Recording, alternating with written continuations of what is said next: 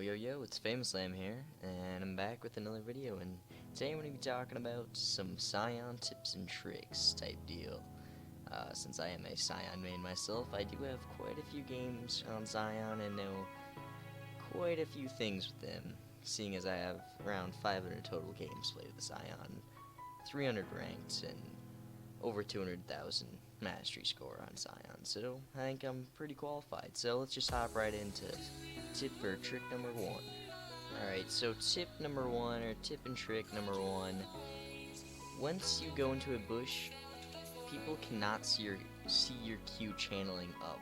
So this works really well, like in top lane bush during laning phase, stuff like that. It works really well. They can't see it, and you can just Q.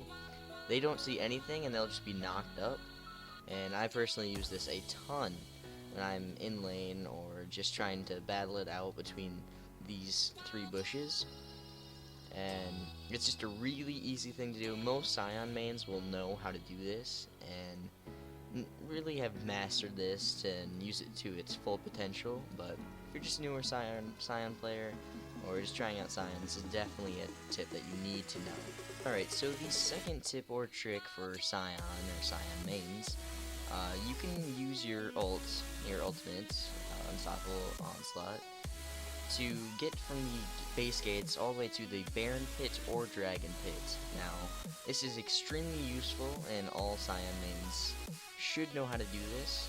It can be very difficult at sometimes in high pressure situations, and I do have a whole different video on this topic, so there will be an annotation right now if you just click on that if you want to see all four of them, but here's just one of them on the blue side.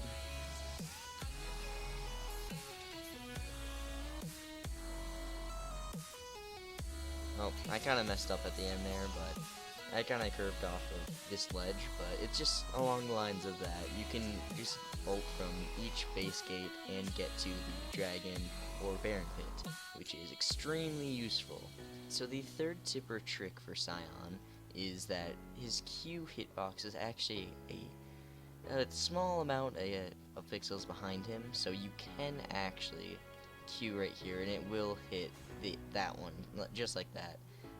So Q hitbox, just a tiny bit behind him. And alright, so yet another tip for Sion is his ult actually does do damage to towers and large monsters, or just minions and monsters in general. So if I just ult right now, and it's being kind of buggy right now, I don't know why, but if I hit the tower, it actually does do damage, and I'm actually fairly sure that it caps at 400 damage on the towers. But this is a really nice tool for when you're trying to siege with your team and you already caught one of them out and you're just trying to end the game. It really helps for these two towers because you can just ult right in the middle of them and hit the nexus, and it will actually damage both the towers.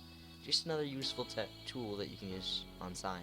Alright, now once the game is started, you're just going to want to head into the shop, buy your starting items, just like normal, and you're going to want to head over to their red buff or their blue buff, and depending on where the jungler starts, usually they'll start on bot side, so in this case they'll start with Gromp, so I'm going to go to their red, and I'm just going to start with Q.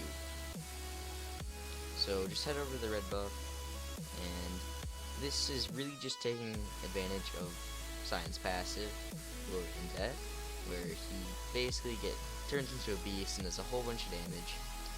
And I've seen some videos of people doing this where they take 2 tower shots before they actually start this, and I personally don't like that because first of all, they can see you when you're taking the tower shots, and second of all, once they see you, they will check the red buff and higher elo, but you might be able to get away with it in bronze and silver, but maybe not in gold or higher. So I'm just going to wait here for their red buff to spawn.